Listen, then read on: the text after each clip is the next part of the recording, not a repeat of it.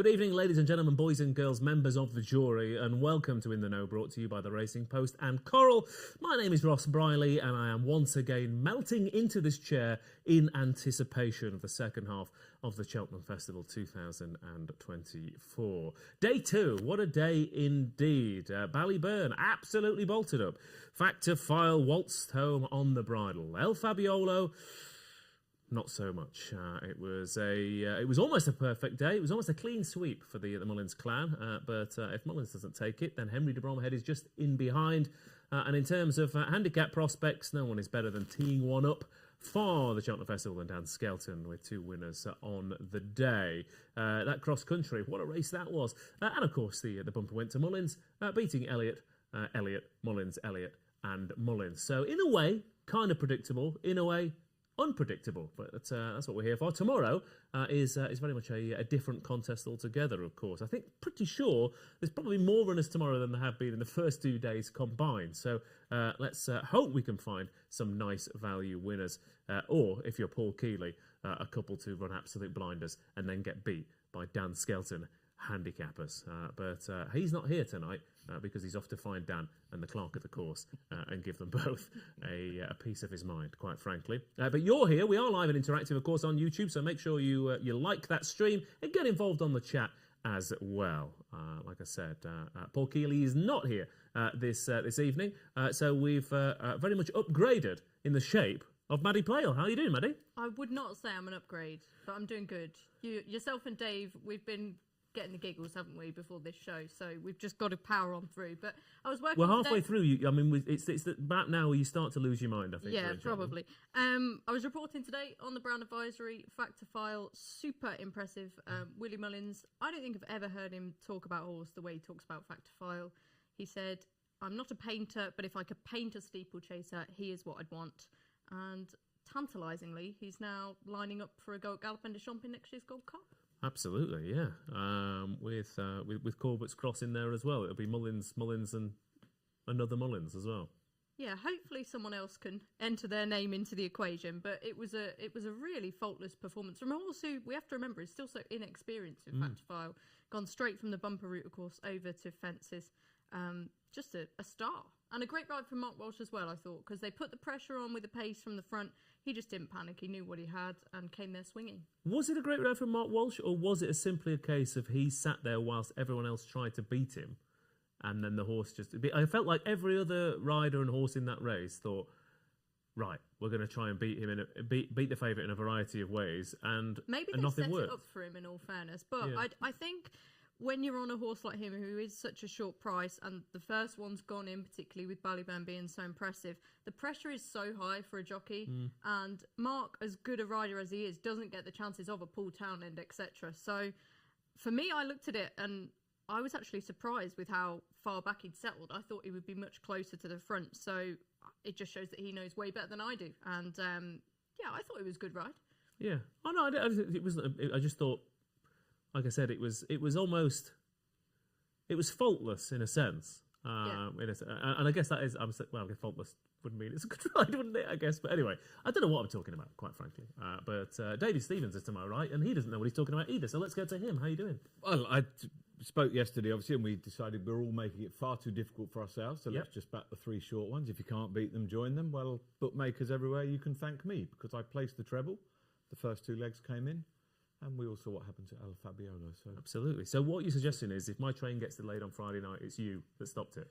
Well, I can stop trains. I think that's what we've proved. If I can stop a Willie Mullins 2-9 shot winning at this Cheltenham Festival, I have a gift of that, there is no doubt. Have we had... well, you've got some price boosts first. Let's get those first, and then I'm going to ask you, has there been... Because I think Factor File was... Well, we might have Gold Cup horses. We might have, you might have a Turner's winner next year in Ballyburn, and we might have all sorts of fun and games next season. Let's just get the price boost out of the way. Grey Dawning or Ginny's Destiny to win the Turners, so 2 British train runners, is 7-4 from 5-4 for the duration of the live show, up to 20 quid. And Tiapu to win the Stayers, 2-1 from 7-4, again for the duration of this live show. I mean, just in terms of today, I talk about El Fabiolo.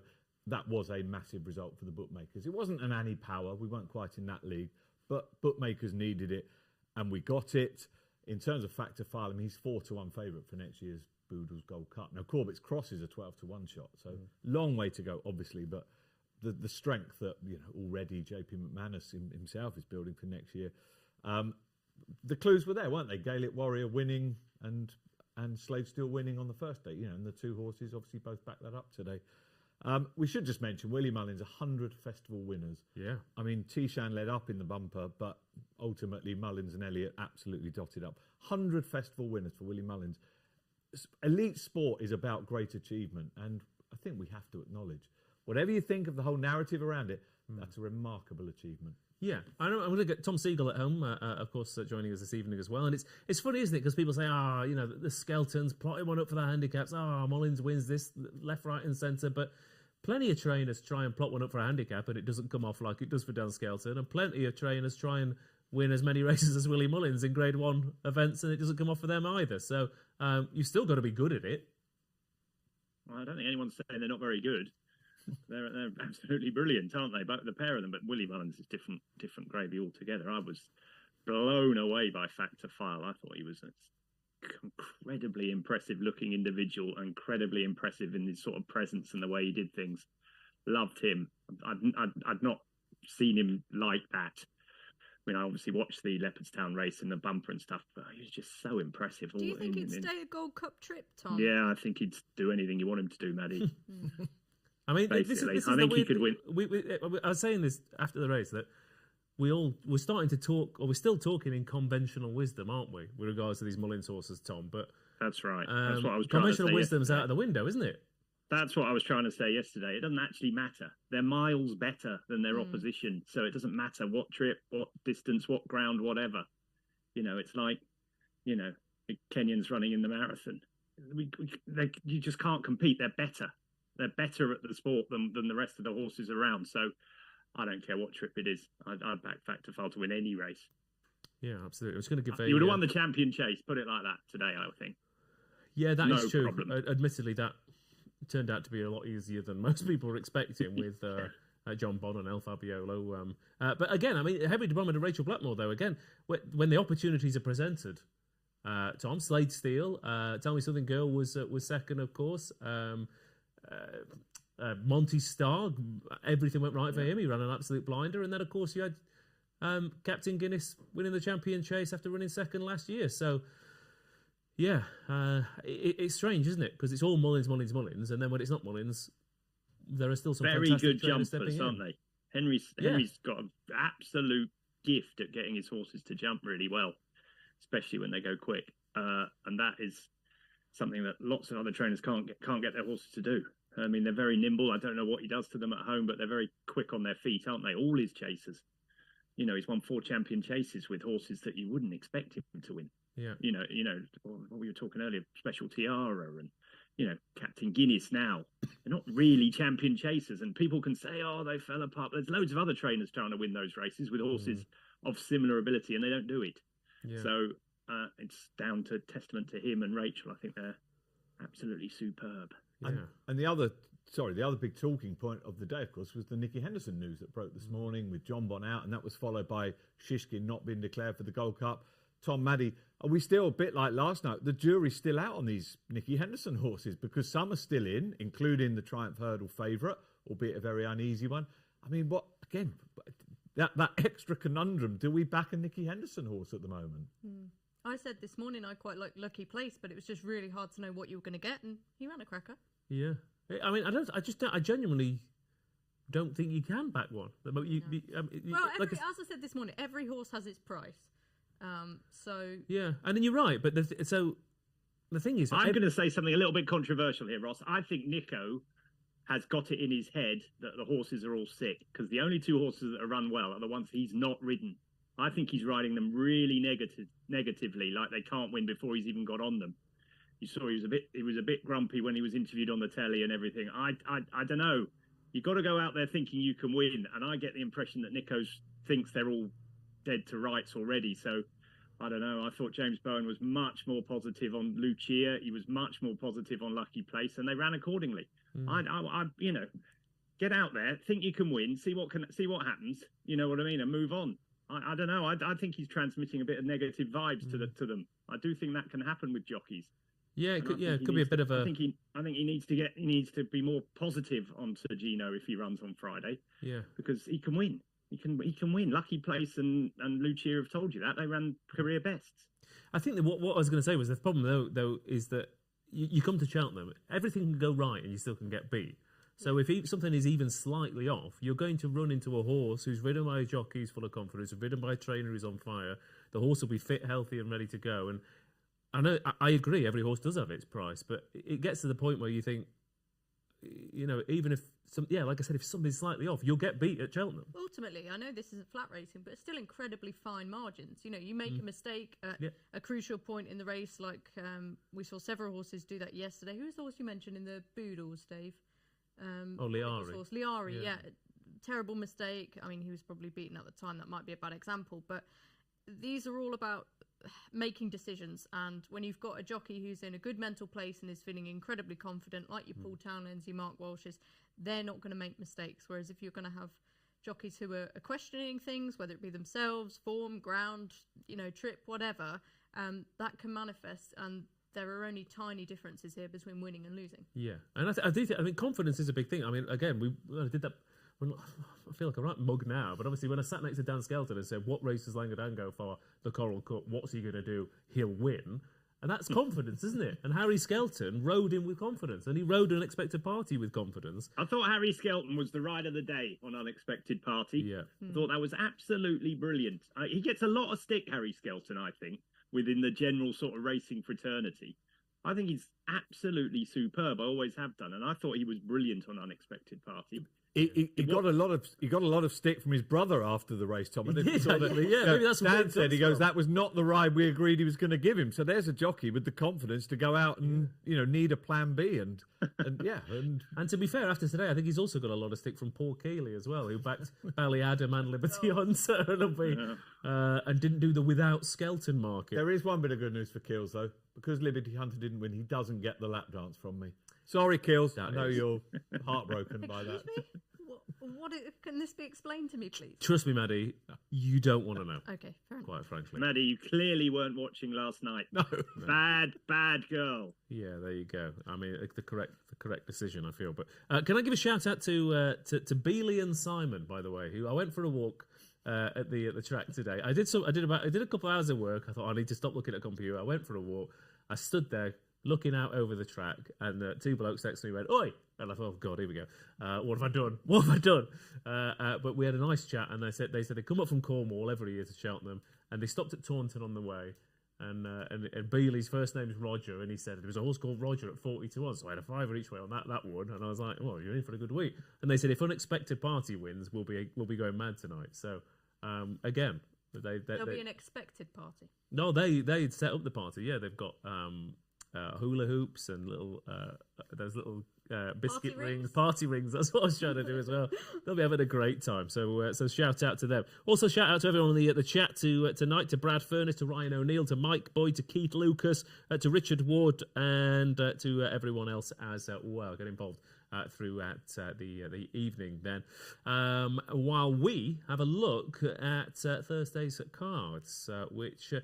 Again, this is the turning point at Cheltenham. Not only do we change course, but we change course in a way as well, because the first 2 days, every single year, you get your occasional turn up, but it starts to feel predictable. It starts to feel easy. You start to think, okay, we know what's going to happen. And then, David, Thursday and Friday hit, and then and you so-and-so's get all your money back. That has certainly been the pattern for the last, God, how many years now, since obviously we've had the 4 days. And just looking at, I mean, you were relishing this card tomorrow, Maddy, and I'm sure Tom is as well. I think it's awful. My new thing of not trying too hard, just backing the Willie Mullins short price ones, isn't going to be a lot of help for me. You've got tomorrow. Friday for that. There'll be plenty of them on that. And there is one, ironically, in this first race, the Turners, because Facile Vega has been backed off the boards now. That is true. Tricky card tomorrow. Yeah. We have a cracking lineup for the Turners at tomorrow's first race. Albeit, again, I still think in the back of my mind, you should. Most of these horses should have been running against your Factor Files and your Corbett's Crosses in a proper sort of staying novice chase, but never mind. Facile Vega 15 to 8, Grey Dawning 9 to 4, Ginny's Destiny 9 to 2, Iroko is 11 to 2, Zana here 18 to 1, DeJalo is 20 to 1. Let's be clear about it. 25 Sharjah at 33 to 1, and we've got some right old friends here, haven't we?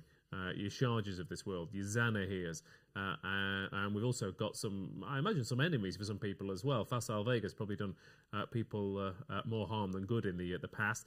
Grey Dawning and Ginny's Destiny, of course, coming up against each other once again. Iroko, who we didn't think would even turn up, and he's suddenly a live chance. And it's an absolutely cracking lineup, isn't it, Maddy? And I'm going to throw a stat at you. First stat for the day: all 13 winners of the Turners ran at a previous festival. That's good for my selection. Lovely. What is it? Iroko. Oh, nice. Very unconventional prep. But if you consider he's earned his mark of 149 off one chase run, he's been drilled. He's not just been given racecourse gallops, he's been given chasing experience at racecourses. There was absolutely nothing wrong with his technique when he won at Warwick. Beat a horse who, admittedly, Golden Sun's been very in and out, but produced a good RPR when he won at Kempton the other day.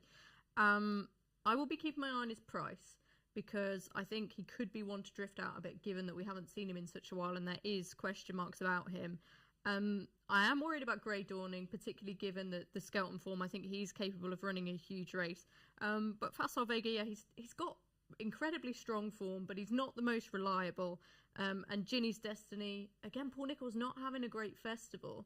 But again, this is what happened last year, isn't it? When he had the first 2 days, nothing went to plan, and then he won this race, and he won the Albert Bartlett. So, like I said, it can turn, but it's going to have to, isn't it? But I think this could be not necessarily a stronger, but a deeper race than the one Stage Star won last year. And I just think a horse that can show the raw ability of Iroko, an incredibly strong stayer in the Martin Pipe last year. That race is extraordinarily good at throwing up excellent horses. And for me, I think he's actually just drifted out as we've been speaking. And I'll be waiting to see. I've got 13-2 in front of me there.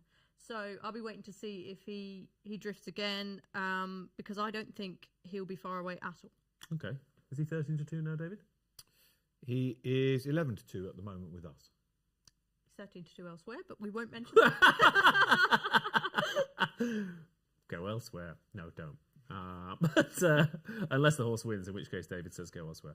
But Iroko is an 11-2 shot. Yeah, I mean, the Martin Pipe has it. It's thrown up a Galloping de Champs. It's thrown up a Banbridge. Tom, it's offered a fantastic angle for future Grade 1 chasers, isn't it? But Facile Vega is a fascinating horse, not only because of the Mullins form, but also because, on breeding, we've been waiting for him to step up in tripping for ages, haven't we? Yeah. I mean, I think all those punters that lumped on him in the bumper won't be too critical of Facile Vega. You made it out that he was sort of a disappointing horse. I don't think he's been disappointing at Cheltenham at all. No, I think he's had more short price reversals than he's had days in the sun. Put it that way. Yeah, but the big days he's always come to the party. I think he's going to win probably, because I think he's probably different class to. I don't really fancy Grey Dawning or Ginny's Destiny, to be honest. I think they're bad prices. I saw the price boost there. I think that's way too short, Dave. You need to push that one out. That gets a Mr. Babbage from me. That one. That's not one that the boys in the office can be proud of. I don't fancy them at all, really. I think Iroko, as Maddy says, is probably the biggest danger, but I wouldn't rule out good runs from the other Irish pair at huge prices either. I think we've seen that the Irish graded horses are light years ahead of ours. So a horse like Sharjah, while he's getting on, he's got a lot of ability. He could run well at a big price, and let's be clear about it. I think he was favourite for the Drinmore earlier in the season. Things have gone a bit pear-shaped since, but I don't know. I think Iroko is the fly in the ointment, and I totally get where Maddy's coming from, but I expect the Irish to win. Okay. I guess the question is, how much do you think Facile Vega is going to improve for the step up to this trip? Because on ratings, they're all a bit of a muchness. I mean, he's 151, Grey Dawning 153, Ginny's Destiny 155, Iroko 149, Jello 148, and you go further down, Zanahirs 150, etc. Like, these are very good horses, but there's not a standout. No, you're right. Oh, come on, Maddy. Facile Vega's miles better than these. Not on the ratings, he's not. But that's wrong. That's wrong, isn't it? It's on chase ratings, isn't it? Everyone knows he can run much faster than Ginny's Destiny and Grey Dawning and the one thing I would say, Tom, if I'm going to just pop the balloon a little bit, is that festival form and all that, but last year's Supreme's looking pretty dodgy, isn't it? Well, I don't know. I don't think Marine National's a bad horse, is it? He beat the champion hurdle second in the Royal Pond, didn't he? I think that's You take the first two out, you can maybe make a case for the rest of them being rubbish. But I don't look at races like that really.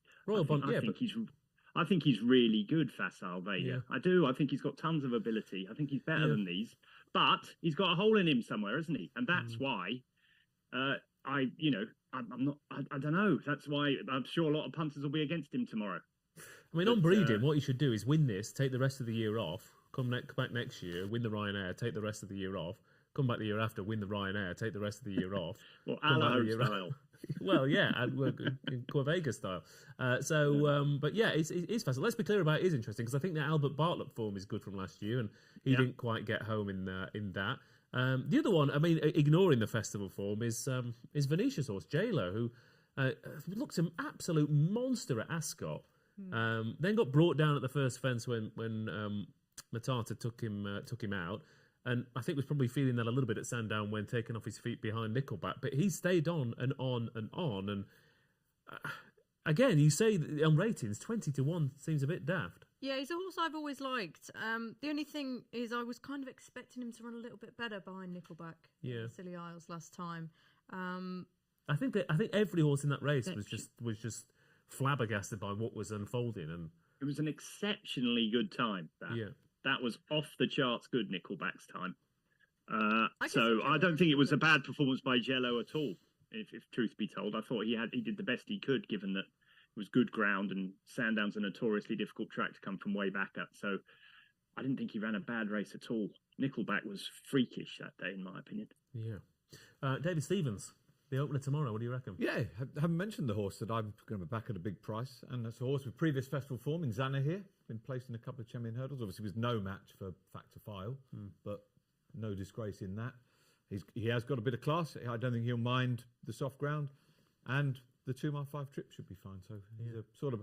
But I agree with that. How is Zanna here only 7 as well? I feel like he's been to every festival for the last 10 years. Yeah, which I didn't realise your stat about how much of a prerequisite in that race that is actually, or how much of a plus it is.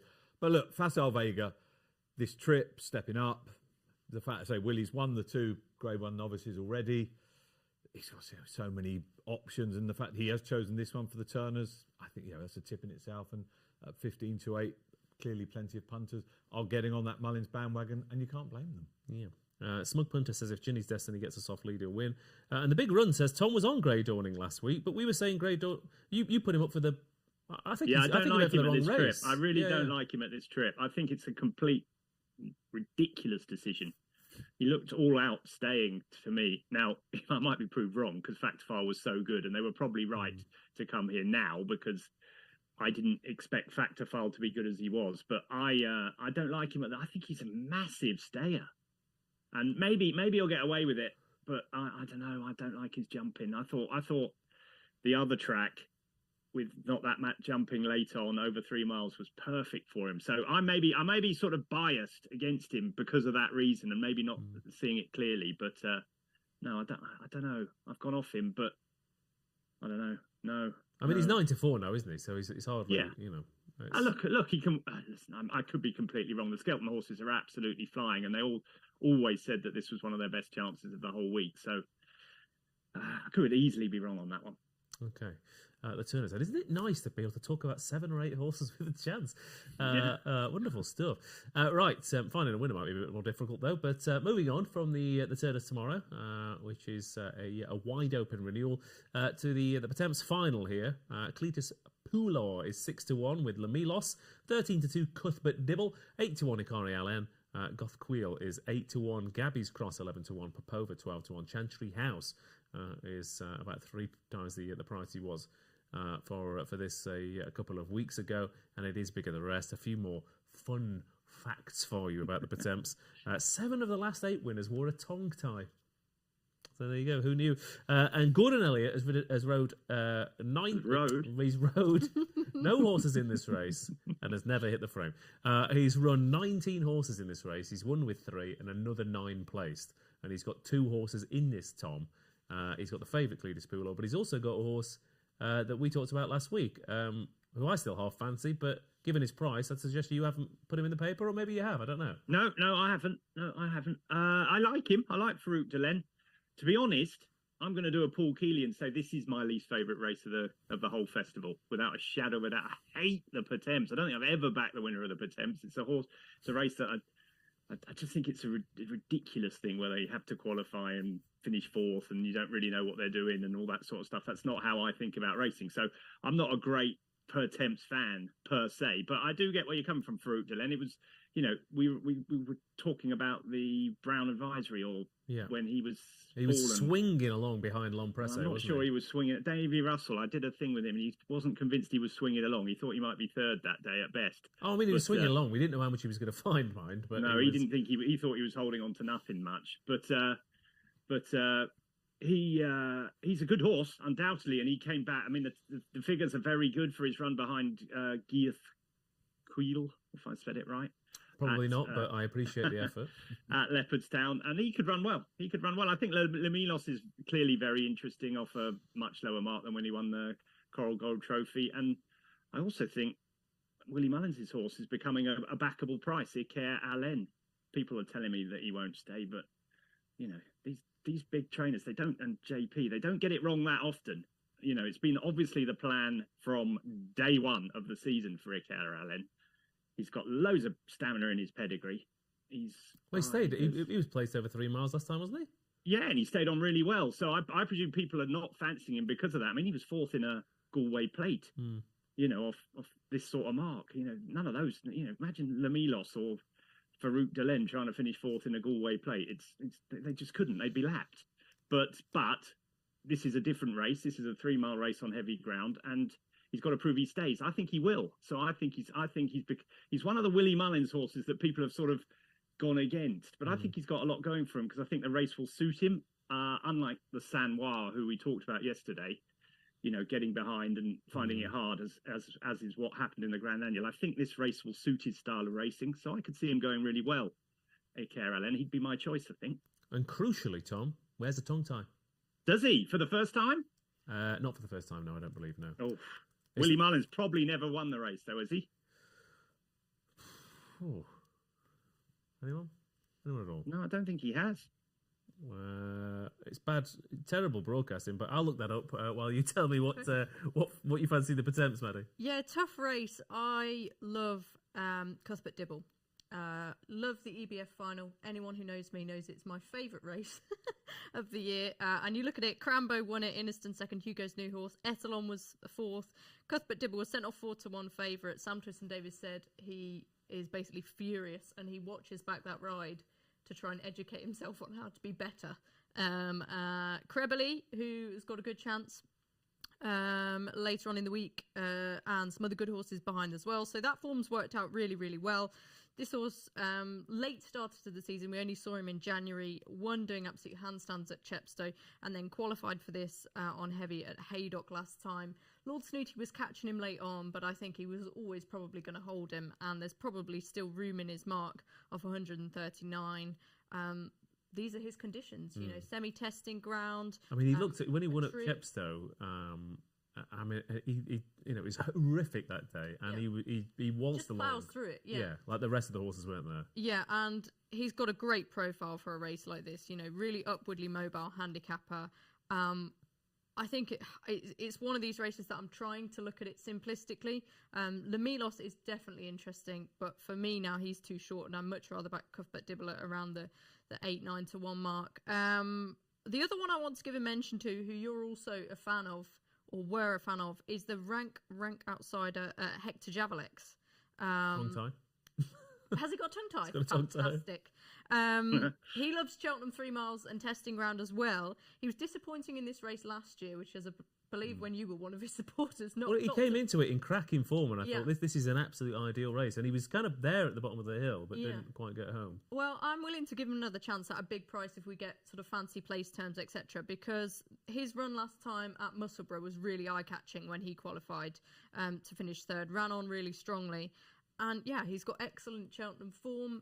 He's probably not got the class of a few of these, but I think at a price for a place, maybe he could run into some money. Okay, Hector Javalex then. Cuthbert Dibble. Nigel Twiston-Davies, of course, has won this race twice, but Willie Mullins has not. No. I did tell you that. I shook my head, but I think you thought I meant I didn't know the answer, but I was saying no, he hasn't won it. Oh right. I mean, you're more than welcome to speak. I only get paid to speak so much, and that wasn't one of it. Yeah, fair enough. Isn't it law to say Cuthbert, Dibble, and Grubb? By the way, I thought that was the law. I thought that's what you had to do. You do have to say that. Yeah. Producers Hugh and Pugh agree with you. Absolutely. Where's Barney McGrew when you need him? I think he's retired now, hasn't he? He has, yeah. Since winning the Chip Chase Stakes. People under the age of 40, they've got a clue what we're talking about. Nobody under the age of 40 is watching this show. Come on. Fair enough. Fancy each way terms. 6 places each way in this Pertemps. A couple for me. I want you to tell me if they're tongue-tied or not. I like Henry de Bromhead's Gabby's Cross, second in the qualifier at Punchestown. No tongue-tied. No tongue-tied. We'll put a line through him. And at a big price, Anna Bonina. John McConnell. Yes. Fred Gingell, a really interesting jockey. Tongue-tied? Tongue-tied. There we go. Anna Bonina, 33 to 1. Qualified up at Musselburgh. And Fred Gingell takes off a valuable 5. So I think she could run well. It's that same Musselburgh race. Yeah, and Cheltenham, she was quite well beaten, but she's run well.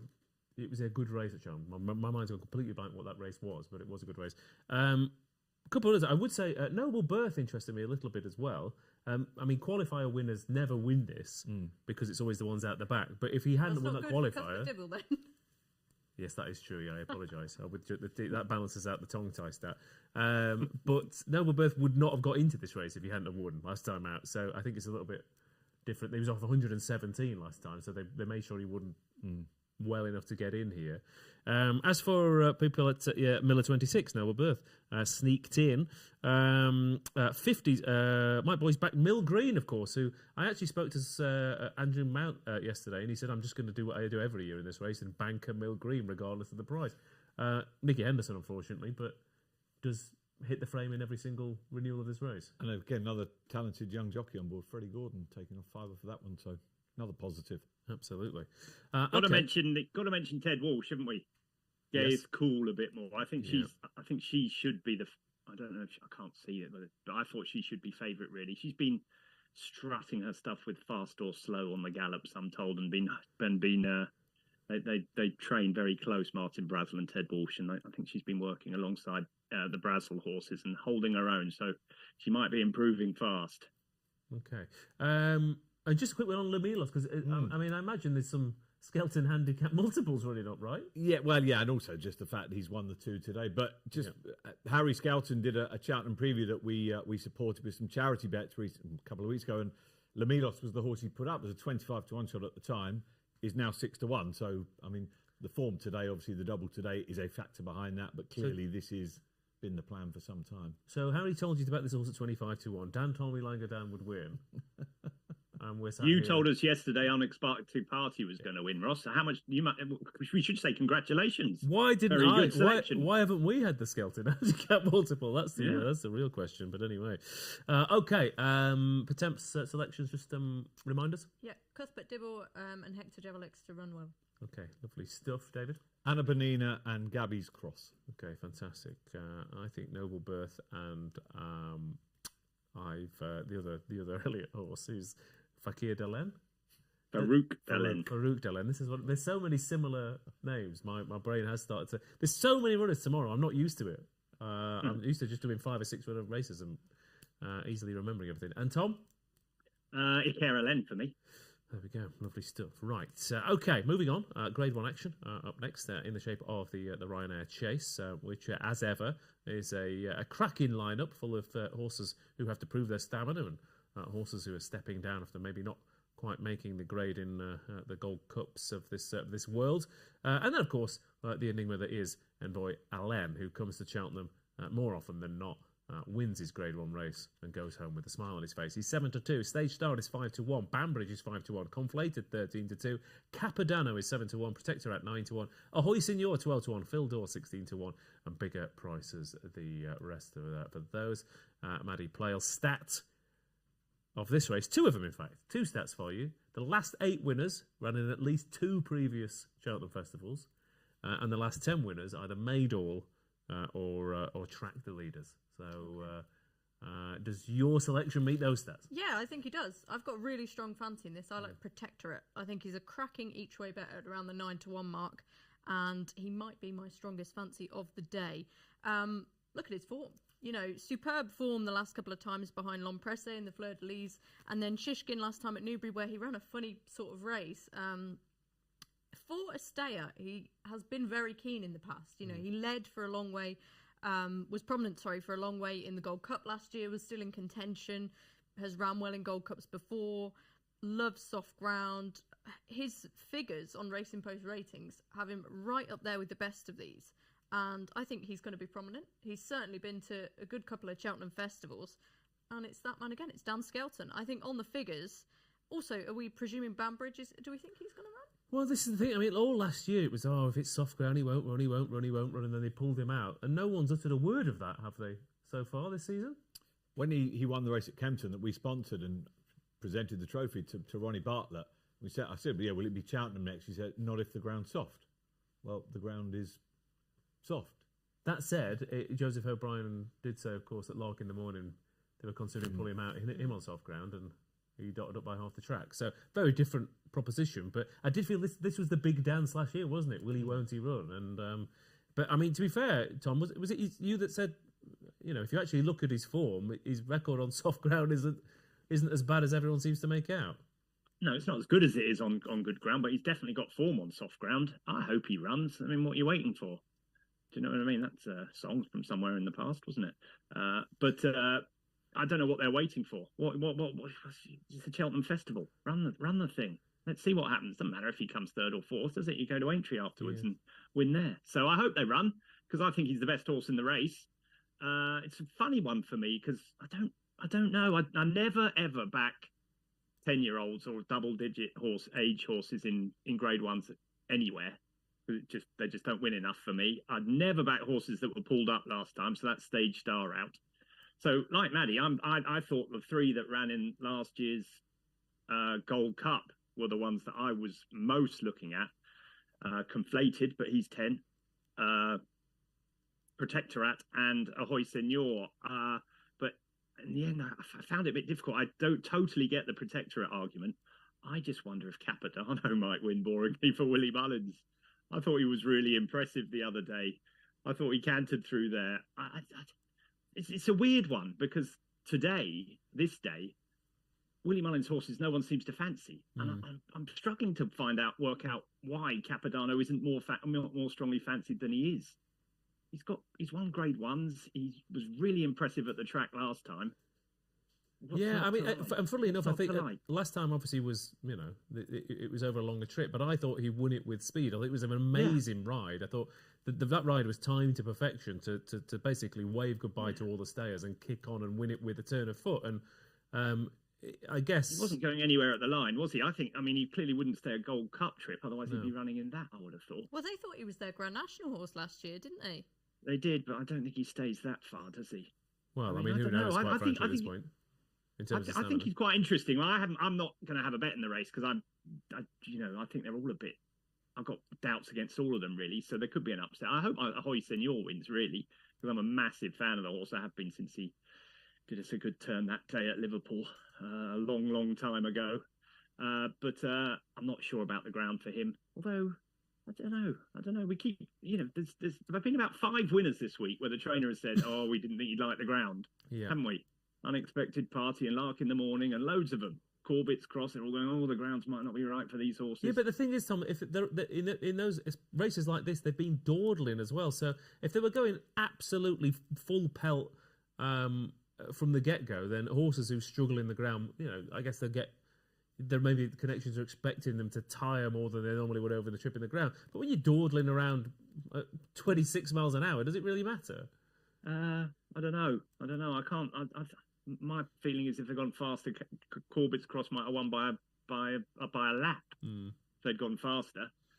And Lark in the Morning seemed to win very easily to me. An Unexpected Party was going away again at the line, and Liberty Hunter was never going to get past him, as far as I could tell.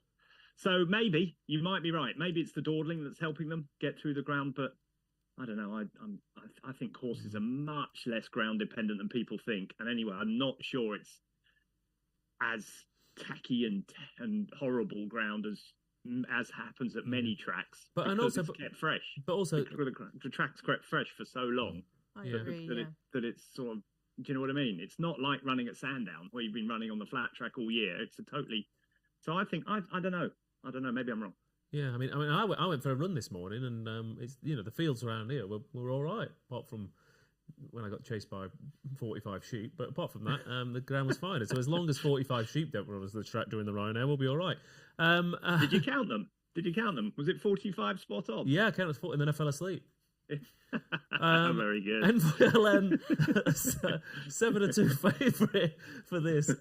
He's obviously coming back again. Festival form. Henry de Bromhead. It's all in his favour. I think so. This is the other skeleton thing from the preview, which I guess I have to listen to now. Is I said the stat about horses making all being prominent, and he said, "Well, we'll do one of them."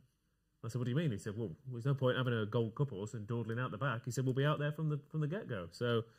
Yeah, he's run to sort of 167 on I think 7 of his last 8 starts. That would get you in the frame, 9 out of 10 Ryanairs, pretty much. Honestly, I really, really fancy him. He's got tongue tied. Does that help in this race? No, only if he runs tons of pace, 40 minutes earlier.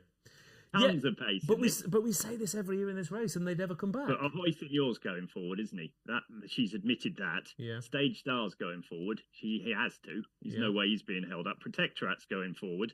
Garlaw made the running last time. He's got to go forward. That was a massive step up on previous form when he made the running. So I can't believe they're not going to go fast. But that doesn't mean that they're compromised. I was going to say that will suit Protectorat. And also, I really like this race from a betting perspective. I might have an each way bet on Fugitive. He was the other one. Yeah. He's another Cheltenham horse. Yeah, he's a Cheltenham specialist. I thought his run last time was really fascinating, really interesting. Ran on really strongly at the death when he was just outclassed in the middle of the race and outpaced. They are going to go a good pace here. It will suit Protectorat because he stays. And it will suit Fugitive because he can be delivered with a late run. And again, on the figures, there's not that much from him and the horses at the top. And I think you can upgrade Cheltenham form. Runner up in the plate last year as well. I know that's not grade 1 form. But I think he's a miles better horse this year. I think he's a good each way price. I think this is a great betting race. It interests me. I want to get stuck in. Yeah, and I agree. And then you start looking and I think, God, there's a lot of Cheltenham horses in here, aren't there? I mean, it does. On one hand, it's a race I want to get stuck into. On the other hand, if Fugitive, everything from Fugitive down won, if anything won, I'd be like, I could have made a case for that. It's that sort of race rarely for this week. It is so wide open. I fancy a couple that haven't been mentioned at all yet. One, Phil Dore stepping up in trip. 2 good efforts over 2 miles this season. I just think the step up in trip should suit Phil Dore. And then one, the rank outside of the field is Hitman, who was 3rd in this race a year ago. He doesn't win very often, but I thought his second to Shishkin was. I was someone that was really looking forward to seeing Shishkin in the Gold Cup. That's not going to happen, but I think that second to him at Newbury is of interest. This has clearly been the target for a while. As I say, he was 3rd in the race last year. He's a 25-1 shot. So, it is that sort of race. You can make a case for a lot of them.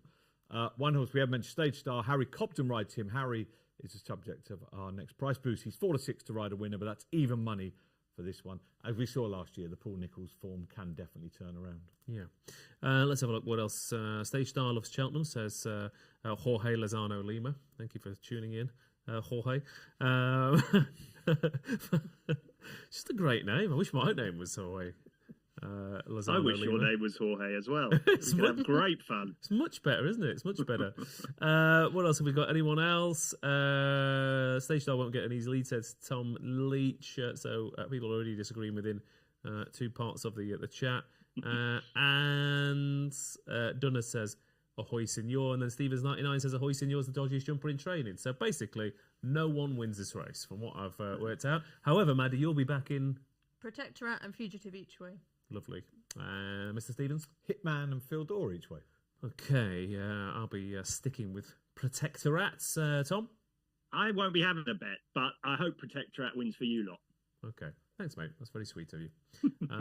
Do we have Polly in the room? By the way, can we get a quick Polly shot while we're here? Polly is not in the room. She is outside as we speak. Okay, Polly's your greyhound, by the way, not your partner. Just to double check that. No, I don't. My wife outside. No. Good choice, Tom. Right. The Stayers Hurdle is the feature on on the Thursday of Cheltenham as ever. And I remember a couple of weeks ago that we said Tiapu wouldn't be shorter than 5-2 on the day, but he's 7-4 for the race tomorrow. Crambo is 9-2, Noble Yates 7-1, Sir Gerhard 7-1, Flooring Porter is 11-1, Paisley Park 12-1, Home by the Lead 12s, 14 Cider Burley. Big the rest here for the Stayers. Pretty much every horse who ran in this race last year has come back for another crack. And another fun stat: Cider Burley was the first horse since 2004 to be beaten in the race and then come back and win it next time out, and 49 have tried. That doesn't stack up particularly well for a 7-4 favourite in the shape of Tiapu. I stuck up for El Fabiolo's jumping, and everyone disagreed with me, and they turned out to be completely right. And I said that Tiapu should have won the Stayers easily last year, and everyone disagreed with me. So let's see who's right. It will, of course, be everyone else again. But still, he's unbeaten on soft ground, Tom. He's unbeaten fresh. He had a spin round the race last year. He's the most likely winner, but crikey, that price has crashed, hasn't it? Is he the most likely winner? I don't know. I think probably. I'm not completely convinced he's as good as people make out. I mean, the Impere Pass form doesn't look as good as it looked at the time, did it? And I thought Impere Pass literally came to beat him at the start of the season. People criticised Davy Russell last year. He had the whole of the straight to get past Dashel Drasher, and he couldn't. No, on the line. No, I'm not having that. That's what Davy Russell told you, and you listened. I disagree. I watched that back earlier on today, and he was going down the rail, and he dragged him into the middle, and then he was in the middle, and then he dragged him down to the rail. And Ross, if he was a good horse, he would have won, and he didn't. I totally agree with Tom. Right. If he had ages to get, it's a Stayers Hurdle. Yeah, they were walking, and he couldn't win it. Now he might not have been on his A game last year. That I agree with you with. That I 100% agree with you. And maybe the best fresh angle is the one. I think there's a good bet in here, and I think it's, you know who, Willie Mullins, Sir Gerhard. Dual festival winner, only beaten once over hurdles, and that was at Punchestown over 2 miles after he'd won the Ballymore, Ballymore, Baring Bingham. It changes its name more often than the novice hurdle in the middle. Yeah. I think he's got a great chance. He's by Jeremy, the sire of Korak Ramble. I think 3 miles is going to suit him down to the ground. He was a point-to-point winner. Everything he's done when he won the Ballymore Gallagher or Baring Bingham, I can't remember what it was called when he ran in it. He did nothing but stay. He pulled a little bit too hard, but he was still going away from all the horses at the line. It was run in terrible conditions, in terrible ground. I think he's going to love 3 miles, and I think he's better. I think he can run faster than this slot. I think he can run a lot faster than this slot. Well, I remember in last year, Tom, they smashed him off the boards, didn't they? And he jump, though, can he? No, but he'd had a shocking year, hadn't he? Everything went wrong, and the money kept coming. And I remember everyone sitting there thinking, "Why the hell is this horse being backed so heavily?" And he ran quite well up to a point, but like I think again, he's another horse that you get the feeling that those in the yard see a very good horse in the morning. Put it that way. Yeah, well, he is a very good horse, isn't he? He's won a bumper, and he's won a Ballymore, a Gallagher, or a Baring Bingham, whichever one it was at the time. I think I've been there before. So he's clearly very, very talented for me. As I say, he's been beaten once over hurdles. I think he was beaten once in a bumper. He won his point-to-point. He won loads. Both times he lost races was at Punchestown after he'd come to the festival. He's clearly very good round Cheltenham. I can't see any reason why he won't stay. His pedigree is full of horses that, I think he's bound to stay on pedigree. And if he's back to anything like the level that we saw as a young horse, I think he'd win this. And I was really impressed with him on his on back over hurdles when we last saw him. It wasn't a brilliant race, but Ashdale Bob and Vanillier and horses like that were in there, and he swatted them aside, no problem. So, it's Willie Mullins in a Grade 1 at a backable price for a change. So he's top of my list for sure. Yeah, and it's all, every profile, every stat, every trend, whatever you do, is always with an asterisk of Orr Mullins, isn't it? And you think of the 3 mile hurdlers that he's, the nice guy, completely inexperienced, unproven over the trip, wins the Albert Bartley, Penn Hill, Monkfish, I mean? He does have a real talent of getting really quality horses to stay trips that other trainers wouldn't even try. Yeah, and he has so many good horses that he can afford to split them up and change plans and do whatever he likes with them. Tom is convincing me on Sir Gerhard. I think this is a really tough race, incredibly open, and Sir Gerhard was definitely on my shortlist at the start of the season when he wasn't jumping so well. I kind of thought maybe this would become an option, and there's no real reason why I've gone off him. The price is fine as well, but I think ultimately if I had to have a strong view, I would side with Cider Burley, and I think Dave agrees with me. Look, I know he's a 12-year-old, and I know that's a stat buster, but what he did last year was pretty exceptional. His form after that was superb again. He admittedly was well beaten on his return, but a lot of horses running that race as a prep, and I think that's all it was for him. The only concern I had was last year. This is the 1 year where he's coming off the back of one run this season. Even last year, he wasn't running particularly well coming into the festival, but he'd had a few runs. See, I think this could be an intentional thing. You know, he's an older horse. Do they want to keep the miles on the clock low? I quite like that campaigning. Fresh horse. You know, all these others have been running in the mud all season, and he's going to be fresh. Mark Walsh is on board. Gordon Elliott, for all that is he not a winner yet? He's gone close enough.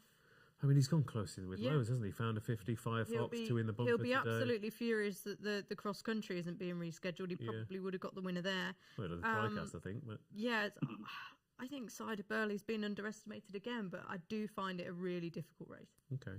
One horse nobody's talking about is Crambo, David Stevens. Fergal O'Brien had at least 2 winners today at Huntington, of all places. This horse won a Grade 1 first time of asking last time out. The owners backed him at God knows what price. Yeah, I think he has to have a chance in what is, I think, 7-4 Tiapu doesn't reflect how open this race is. I'm not as confident or big a fan of Tiapu as I know you are. And I think. Well, I mean, I wouldn't touch it at 7-4, but no, you were on at bigger prices. Yeah, and that bet's gone now. Not to talk about that, so apologies. I can make a case for loads. There's not a lot between Crambo and Paisley Park. There's not a lot between Noble Yates and Paisley Park. I think Noble Yates is interesting just because Emmett Mullins is such an extraordinary trainer. Harry Cobden, a really positive jockey booking again. Obviously, they won the Cleve, just beating Paisley Park. I think there could be more improvements come from him over hurdles, Noble Yates. And I have to back Cider Burley just because his festival record is so good. And I do agree with Maddy. I think I'm not put off by the fact he's had a light season because age 12 now, he's going to be coming here. And this and Aintree will be his aim. So I think it's wide open. I'd have a couple of punts at Noble Yates and Cider Burley. Okay. Wide open stuff then. What else have we got? Smug Punter says Sir Gerhard has got absolutely no chance, Tom. So that's you told. That is you told. Dunner's home by the Lee each way for me, 4 places. And Gordon Elliott has had 3 seconds and 2/3 so far. So crossbar and both posts rattled. Again, I mean, I don't want to play it because I think Tiapu is the most likely winner. The price is atrocious, and like I said, I'd have been a bigger price in a bet that's gone down. So, quite frankly, I should walk away from this race and not invest in it. But Tom, you're with Sir Gerhard. David, Noble Yates and Cider Burley each way, and I should say we are 4 places each way in this wide open contest. And Maddy, Cider Burley for me, but wouldn't be surprised if Sir Gerhard won. Okay, right. More Cheltenham action after this. Here they come, racing lovers of the UK in the Coral Fat Derby. Ladies Day Ladies leading the Tracky Brigade. Top Hat and Tails overtaking the country gentry. Tweed surely chafing. On the outside, Maggie and her copper. Into the home straight, it's Danny's Stag Do clawing their way up the field. Nan's got the experience, but does she have the legs?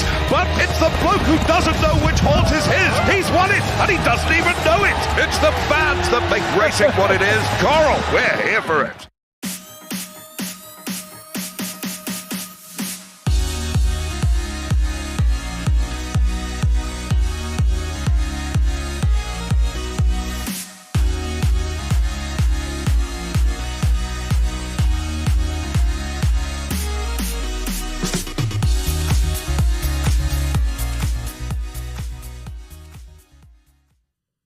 Let's go through the rest of the Thursday card. Then before we do, a bit of a treat. We do have a secret Graham Rodway actually sat behind the camera. Just going to see who he thinks win the Stayers. Who wins the Stayers, Graham Rodway? Crambo. Yeah. Crambo it is. There we go. That's the unseen Graham Rodway speaking. If you want to come and sit behind the camera and get involved in the show, send us an email. The plate handicap chases up next. Crebley 4-1, Theatre Man 4-1. San Felician is 9-1. In Excelsis Deo is 10-1. Shake 'em Up Harry is 10-1. Glen Gooley is 12s. James de Burleigh 14s with Arctic Brazil. And bigger prices the rest. And a couple of real handicap talking horses over the past few weeks are top of the betting here at Maddy. I think Johnny Deneen said that Crebley had a stone in hand and is the horse that might make or break his Cheltenham. I don't think there's a single person I've spoken to about this race or any handicap that hasn't said the words theatre and man to me, and they're joint favourites. I'm going to say the words theatre and man to you. Okay, fair enough. Listen, if today has been an atrocious punting day, yesterday wasn't too bad. If by this point in the card it's all going down the pan, I just hope that Theatre Man can rescue it. Right. Yeah, his form is excellent. That second behind Ginny's Destiny was a really strong staying effort. And I just think his claims are super obvious. He's got really strong form from earlier on in the season. He's been shaping like a horse who will improve and who wants a sufficient test. I think if they go good gallop here, that'll suit him.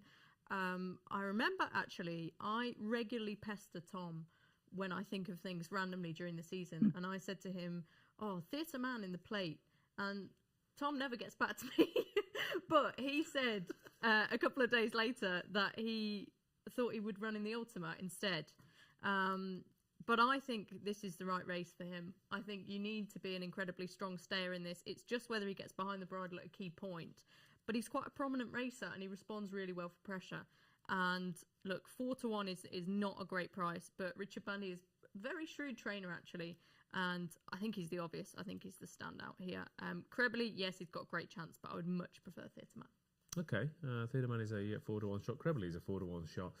Tom Segal, again, a lot of horses have been shortening up rapidly in these handicaps, and not many of them have come off so far. So it pushes out the rest of them. What do you like?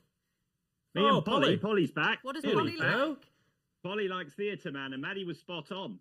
She was right. I was completely right. I thought they'd go for the Ultima. I'm glad they didn't, because she would have bumped into Chianti Classico there, who I thought was just sensational, really. He was cantering through. He'd have done well to beat him.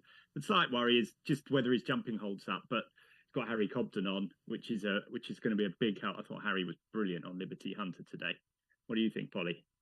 And I'm hoping that he gets sort of in the same position, gives him a bit of space out wide. I think he's a stronger stayer than Crebley. That would be why I would prefer him. Just about this track will suit him a little bit better than Crebley. Of the two, I prefer him. San Felician is another novice for Gordon Elliott. We saw Safara backed off the boards today. I couldn't quite work that out, but I thought it was a pretty disappointing field. Am I being harsh there for a play? I couldn't make. I tried to find. I was desperate. In fact, I spent too long trying to find one at a big price to put in there. I had a look at Glen Gooley, but Willie Mullins doesn't win handicap chases. I thought James de Burleigh could run all right, but Arctic Brazil for Henry de Bromhead, could he bounce back? He ran better last time against Mr. Policeman. I think he won a bit of better ground actually. And Shake 'em Up Harry, who Dave will tell you all about, but in the end, I thought it was between the top three really, and I'm much preferred Theatre Man to the others. Okay, Theatre Man 4-1 then. Yeah, James de Burleigh interested me a little bit. I mean, the Mullins in handicap chasers stat is terrible, of course, but every time I see him, I think, a nice strongly run 2.5 miles around here will suit. And he wasn't beaten that far in the Turners last year. No. Neither was Unexpected Party. Look what he did to Handicap Company. The other one, of course, my angle, what I said to this 2 weeks ago, is the only thing I just complete straight bat it and back Frero Bamboo to place, because Frero Bamboo always places around here. He does. 5 places each way with us. I haven't spoken to Mr. Redknapp yet on Shake 'em Up Harry, but he is coming tomorrow, so Harry's always confident, as he is as a football manager. Tom dismissed Glen Gooley, saying Willie Mullins doesn't win handicap chases, but I think he can. He's returned to form in his last couple. He's a strong sayer. He's been on testing ground, so he won't mind that. Although it is just worth pointing out, we kind of touched on it earlier, they're obviously on the new course tomorrow, and speaking to them at Cheltenham today, they're very happy with the state of the ground. So perhaps we said about Banbridge, it won't be as testing as perhaps we think. But yeah, Glen Gooley for me, I'm not sure. Danny Mullins rides. Paul Tannen doesn't have a ride in the race. Yeah, and he didn't ride in the Boodles, and they got nowhere near him. So it might be that itself. is the slight. Or is it? I mean, it might well be. Is it worth me risking myself in these races? Yeah. When I've got Grade 1 winners to ride. He didn't ride in the Coral Cup either. I don't think, did he? Could have ridden Shambally Kid.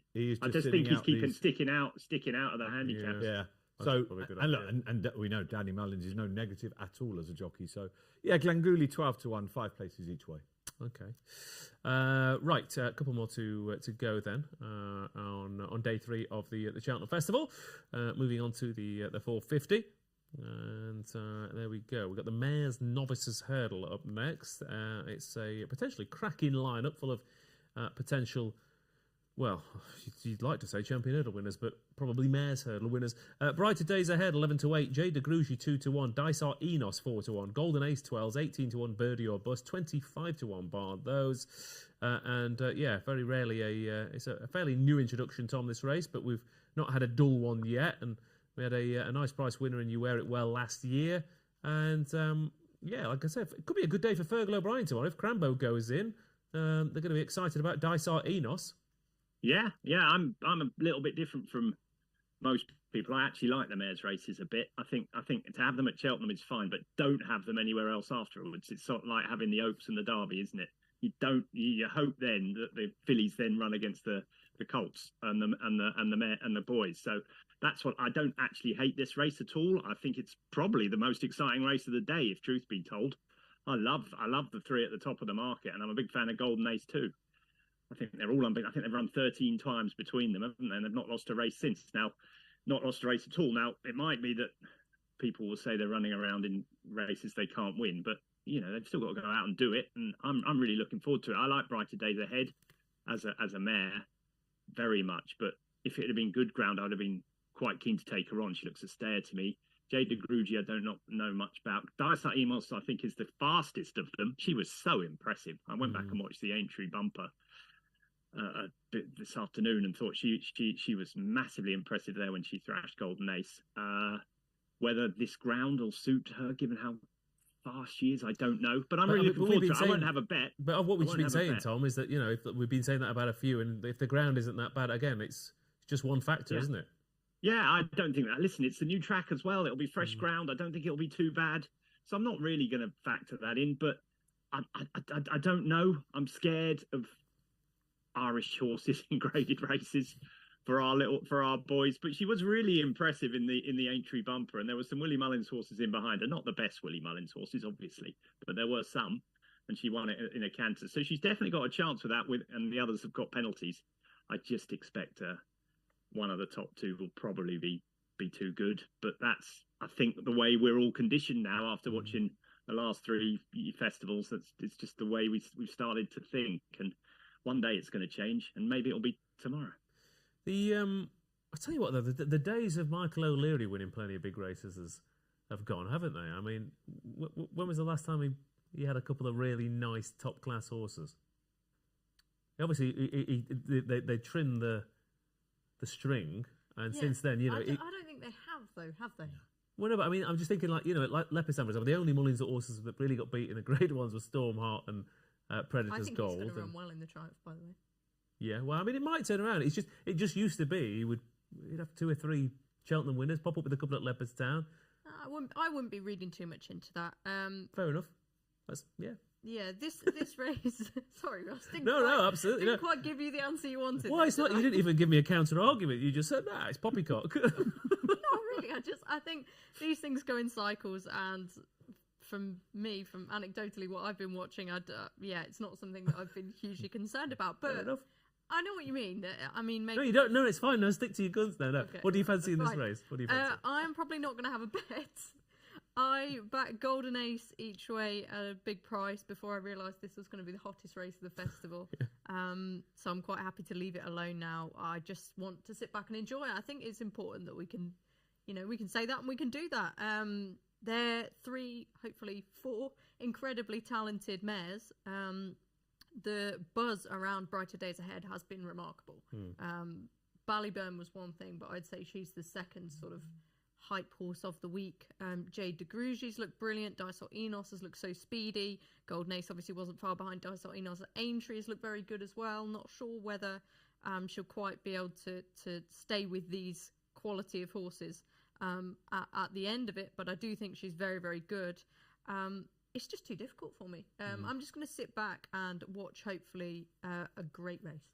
I mean, it wouldn't even. I mean, Birdie or Bus was sent off 3-1 behind Brighter Days Ahead, and given the de Bromhead form this week, I mean, it wouldn't surprise me to see her burst back into life at 18-1. And that's how good this race is.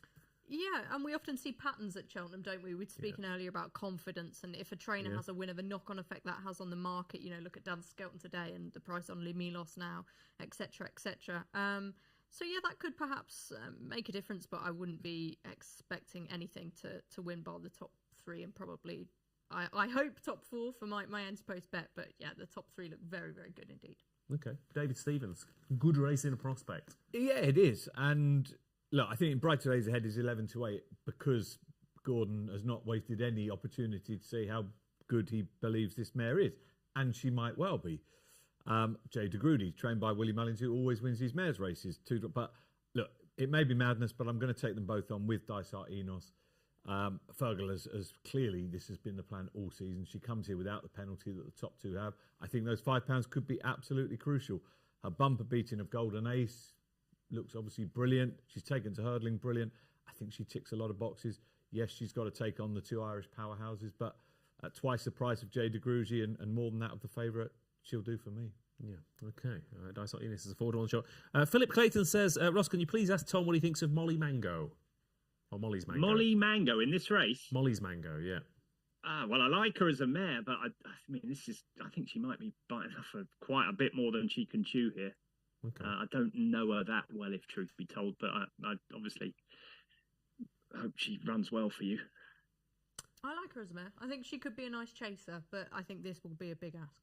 Yeah, fair enough. Yeah, I mean, obviously she was part of the dispersal, wasn't she? So yeah, interesting to see. And Harry Denham, I mean, yeah, Harry Denham gets a horse, and suddenly they improve a stone, don't they, most of the time? So interesting to see how Molly's Mango goes. We have one more race to go, but if you are watching the stream, there are thousands of you, so do like the stream for us on YouTube. And like I said, I keep a couple of people say that they watch it in the car driving home.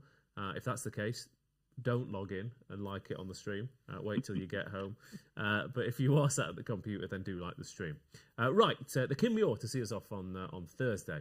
I know the way you're thinking. It's 3-1 favourite. Cool Survivor 7-1. Angels Dawn 8-1. Am I right? 10-1. Where it all began is 10-1. Whacker Clan 11-1. Daily Present 14s 18-1. Vows to Greatness and bigger prices the rest. And again, another handicap talking horse here at Maddy. Again, every preview. I mean. And obviously, a JP horse in the Kim Muir, clearly, laid out for a race of this nature, is almost the obvious favourite. But again, big field, short price. Exactly that, and it's just not my approach. Listen, he could go and win, and if he wins for you and you've had money on at 3-1, well done. But it's just not the sort of thing I do. I picked out two here that I quite like. The first one's took a bit of a walk in the market, I think, which I'm quite surprised by. Is Bow to Greatness. Ben Pauling's had an outstanding season, and I spoke to him before this horse ran at Kempton last time in the Coral Trophy. Really good run, travelled best, looked like he was coming there to win the race, and then just ran out of steam late on. That was a perfect prep for this, and Ben even said actually that he was getting him ready for something else. He is good on his day. We know that from his run at Aintree behind Midnight River last year. He's been very hard to get right. Ben stressed that he was quite a frustrating horse, but he knows he's got the ability. And of an official handicap rating of 133 and at a drifting price of 16-1, very good rider in Jack Andrews on board. He is definitely on my shortlist. And the other one is Whacker Clan for that man, Henry de Bromhead. Excellent win, brave, gallant win earlier on in the season at the track. Had Twig behind him, and obviously Twig ran incredibly well in the Ultima yesterday, even on heavy ground when he wants good ground. I just think horses for courses. He was 7th in a hurdle race last time. That proves that they were just trying to get a run into him for this. He's an incredibly strong stayer, and I actually think he was value for more than the winning distance when he won at the track earlier in the season, because every time a horse came to him, he just pulled out more that you didn't necessarily think that he had. He's only an 8-year-old, really progressive, trained by the right man. I'm almost talking myself into fancying him even more now. You've made it. You gradually, that case got better and better and better as you went through it. So yeah, okay, Wacker Clan 11-1 then. Tom, what do you like? Well, I tipped Bow to Greatness a long time ago at a big price. I'm worried about the ground for him now, if truth be told, getting the trip in the ground. JP's Novices, he looks like he's taken a different approach this year. He's split them all up, hasn't he? He's had one runner in the Factor File, one runner Corbett's Cross, one runner Iroko, Carbilli's in the plate. I know what you're thinking, or whatever it's called, is in this race. I mean, if you know what I'm thinking he's had a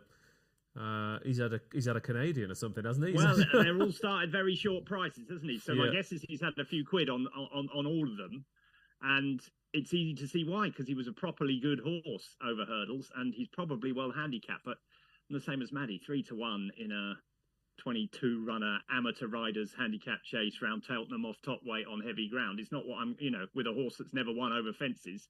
It's something that's never going to interest me. Quite happy to see him win. Go for it. But the one I ended up on, and unfortunately I think I've spoilt it for most people, is the Where It All Began for Gordon Elliott and Barry O'Neill. He won the Punchestown Grand National Trial. First time at a marathon trip, 3 miles, 3 furlongs in heavy ground. He jumped the last upsides of horse of Willie Mullinger's that started 5-4, and he ended up winning by 16 lengths. The handicapper has not been that harsh on him. I think he put him up 10 or something pounds. He could have put him up 16, 18, I think. And I think he's going to relish a strongly run race over at Cheltenham on soft ground, which is exactly what he's going to get here. I can see Barry O'Neill sort of smuggling it into him late. Elliott's got a very good record in this race. He'll do for me, but you can make a case for Cool Survivor. Maddy made a very good case for Wacker Clan. There's loads in there. I think it's a fascinating race, and it's the one I'm most looking. Well, in terms of class, I'm obviously looking forward to the mare's race, but in terms of having a few bets and sort of getting stuck into, this is the race I'm most looking forward to, and I think Where It All Began is definitely where I'm going to start. Okay, there we go. Cool Survivor, says Trevor Clark, best bet of the week. And I won't be betting in this. And I've told Graham Rodway if I do have a bet, he can punch me in the face. That's how much I need to be incentivised to stay off the Kim Muir bandwagon, because I've never got even close to getting it right. It's why Graham is sat watching you. It is, The moment you have a bet, he's going to be in. Punch you in the nose. Anyway, 5 places each way in this one's finish. I like one at a big price here. Now, this has got to be taken into context. So I backed Harper's Brook today because you're banking on him having a go-in day. He didn't. And this horse is not dissimilar. Rapper, trained by Henry Daly. But he did have a going day last time at Ascot, second to 3 under through 5. He had the visor on that day, which he's got on again today. He's won over course and distance. He's won on soft. He's won on good to soft, so it doesn't matter what the ground is tomorrow. AJ O'Neill on board, who's a very talented jockey. And, Rapper at 20-1. If Rapper wins, can I get you to punch me in the face? Because he's one of my cliff horses. Wow, okay, right. I mean, no is the answer. Let's make that very clear. It's a no. If anyone's punching anyone in the face, it's Graham Rodway, all right? We don't condone violence on No, we absolutely do not. Unless you can punch David in the face. We'll settle for that. Is that all right? Well, no. Okay, right. Nobody's punching anyone in the face. Well, no, Graham's punching you. Punching me in the face. Sorry, I forgot. Okay, fair enough. Maybe he's already punched me in the face because I'd forgotten that he's going to punch me in the face. Okay, Dunners is going with Rapper each way. Oh, well, there we go. Good on Dunners. There we go. I do think he's got a chance, by the way. I would just be frustrated because I've followed him a lot, and if tomorrow is the day, it will be frustrating. But there we are. Fair enough. Okay, right. Let's all put our hands where we can see them and get the best bets for day 3 of the Cheltenham Festival. Then, shall we? Starting off with the man at home with the wonderful dog, Mr. Tom Segal. Polly's gone. I will go for Iker Allen in the Pertemps, the race I hate, but I think he's going to run really well. Okay, so it's the worst race of the festival. You despise every second of it. I think it might be the best bet of the day, though. The best bet I do. I think he's just going to win. Okay, fair enough. Maddy? do you know, throughout this show, I've changed my mind because there's quite a few horses I fancy strongly. You know, the Theatre Mans, the Wacker Clans, that almost rhymes. All the rhyming horses, yeah. But I'm going to stick with Protectorat each way in the 250, the Ryanair. I think he's got an outstanding chance. All right, okay. I was looking forward to you changing your mind because he was going to be my best bet of the day as well. So I think he's going to run an absolute cracker. David Stevens. What Maddy was actually doing there was being a rapper. Theatre Man. There you go. What was the other horse? Wacker Clan. I think it's best that you don't be a rapper, if that's all right. Di-Sartinos is the nap in the mare's novice hurdle. Okay. The only rapper you should be dealing with is that one of the Mars bar I saw you eating earlier on. So, right.